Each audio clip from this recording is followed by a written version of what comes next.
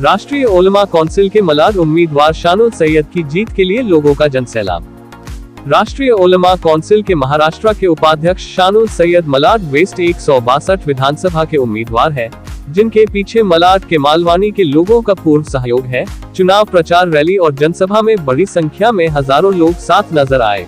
हजारों कार्यकर्ता के साथ हर जगह आरयूसी पार्टी के झंडे एक साथ लहराते दिखाई दिए। बड़ी संख्या से जीत दिलाने के लिए सभी कार्यकर्ता एकजुट हो गए हैं और मानो मलाड में जन सैलाब उमड़ पड़ा हो सड़कों पर और हर जगह से शानुल सैयद के नाम से पूरा मलाड गूंज रहा है।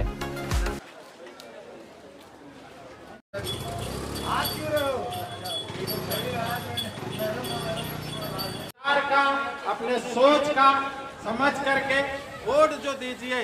घंटे वाले पे आगे आ जाओ। सैयद साहब को आप लोग जो है शानुल सैयद साहब को दीजिए, जो राष्ट्रीय उलमा का गिराया जा रहा है, जातियों में बांटा जा रहा है। हमारा संविधान है, हम सब एक हैं, हम सब एक हैं। डर के आगे जाता है जब इलेक्शन। शानुल भाई आगे बढ़ो, शानुल भाई आगे बढ़ो, हमारे साथ है। Vote for back. शानुल भाई आगे बढ़ो। बल्ला जिसकी निशानी है उस पे मोहर लगा के शानुल भाई लिखने पे पता चलेगा कि हिसाब से 8 नंबर ये आपका अपना प्यारा नंबर है, इसलिए आप इस नंबर पे बटन दबा के शानुल सैयद साहब को एक मौका दीजिए। मालवनी का जो ये हाल मची हुई है। एक बच्चा मिला है जिसकी उम्र तकरीबन 3.5 साल है।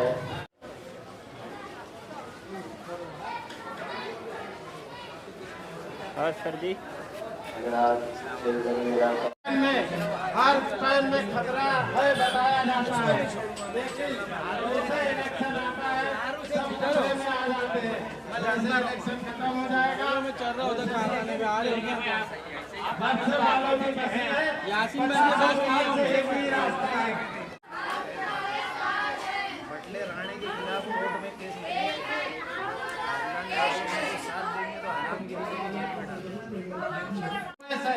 आप लोगों से विनती है, आप लोगों से उम्मीद करते हैं कि आप लोग जो है 30 तारीख को बैट के ऊपर बटन दबाकर विजय बनाइए।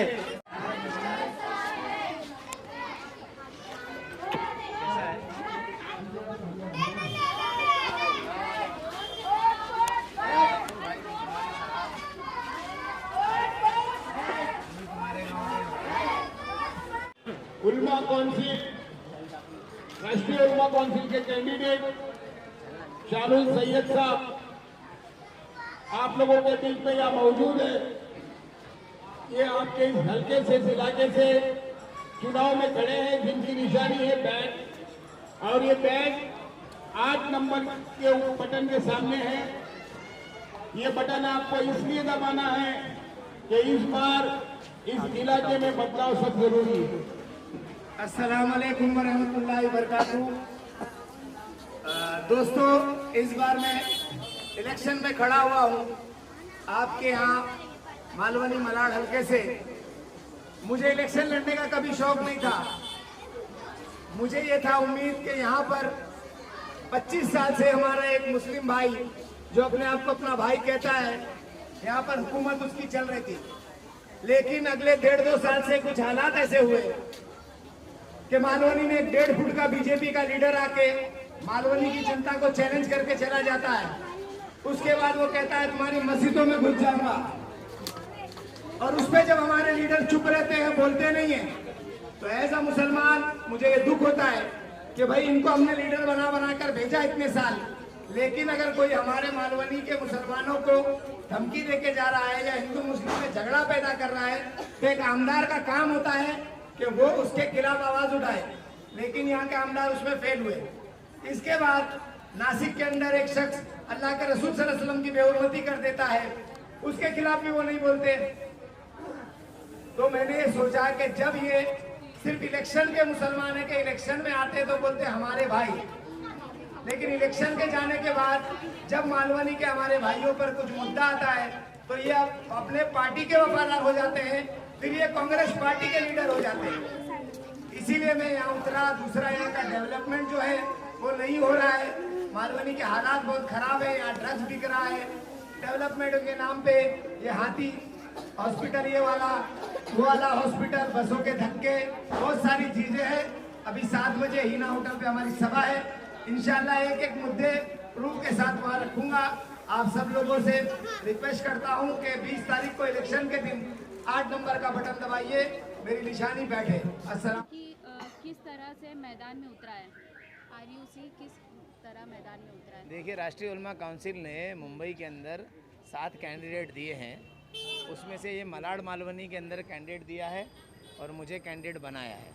अब मैं मजबूती से उतरा हूँ। ये आप मेरी रैली देख सकते हैं, स्थानीय मुद्दों को मैं उठा रहा हूँ। यहाँ पे लोकल जो आमदार रहे और या भाजपा के लोग भी जो रहे वो काम कुछ किया नहीं गया है। आप अभी यहाँ घूम रहे होंगे, आपने डेवलपमेंट कितना हुआ देख लिया होगा। आपकी पार्टी क्या क्या एजेंडा लेकर लोगों के बीच जा रही है? हमारी पार्टी का सबसे पहला एजेंडा, हमारा नारा ये है कि हिंदू मुस्लिम सिख ईसाई साथ चलेगा, एकता का राज चलेगा। दूसरा हमारा नारा है, हमें अभिमान है बाबा साहब के संविधान पर।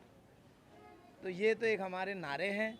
और मुद्दे तो डेवलपमेंट को लेकर जो धर्म की राजनीति चल रही है उसके खिलाफ सद्भाव बनाए रखना, ये हमारे मेन बेसिक मुद्दे हैं। आप लोग किस तरह से इस लड़ाई को लड़ेंगे? जिस तरह लड़ी जाती है संवैधानिक लड़ाई, हम लोगों के पास जाएंगे, अपनी बातें रखेंगे, लोगों से उम्मीद करेंगे कि हमको वोट करें अगर उनको बदलाव चाहिए, क्योंकि इतने सालों से बदलाव हो नहीं रहा है। तो यही सब रणनीति के तहत हम लड़ेंगे और उनकी नाकामियों को उजागर करेंगे। अभी हमारी 7 बजे सभा है ना होटल पे, जहाँ पे हम यहाँ के लोकल लोगों ने कितना काम किया है, क्या क्या तरक्की कराई, हर चीज़ गिनाएंगे। आपको क्या लगता है मुसलमान को सिर्फ एक वोट के लिए इस्तेमाल किया जाता है? आज तक मुसलमान को इसी के लिए तो वोट ही किया जा रहा है। मुसलमान को डराते हैं, बोले हमको नहीं दोगे भाजपा आ जाएगी। भाजपा है वही हिंदू को डराती है कि भाई हमको नहीं दोगे तो वो आ जाएगी। अरे भाई, हम दे के भी हमारा फ़ायदा क्या हो रहा है? इतने सालों में हमने इतने साल से कांग्रेस को देते रहे, बाबरी मस्जिद शहीद हो गई। यहाँ भी हम कांग्रेस को देते रहे, 3 नंबर की मस्जिद बंद है। एक 1.5 फुट का राणे आता है, गाली बक के चला जाता है। हमारे 6 फुट के आमदार कुछ बोलते भी नहीं है। मेरे को कोर्ट जाना पड़ता है, मैं पिटीशन डाला हूँ राणे पे। एक शख्स हमारे नबी रसूल के बारे में गुस्ताखी कर जाता है, आमदार चुप लॉलीपॉप लेके बैठे रहते हैं। तो क्या करें, हमको मजबूरी में आना पड़ा फील्ड में। लोगों से क्या अपील करना चाहेंगे आप? मैं लोगों से यही चाहता हूँ, अगर आप सद्भाव और डेवलपमेंट चाहते हैं, आप विकास चाहते हैं, तो हमारी जैसी पार्टियों को लाइए। क्योंकि ये दूसरी जो बड़ी पार्टियाँ, ये जहाज, ये सिर्फ एक दूसरे पे इल्ज़ाम लगाते हैं, बाद में होटलों में बैठ के चुपचाप खाना एक दूसरे के साथ ही खाते हैं।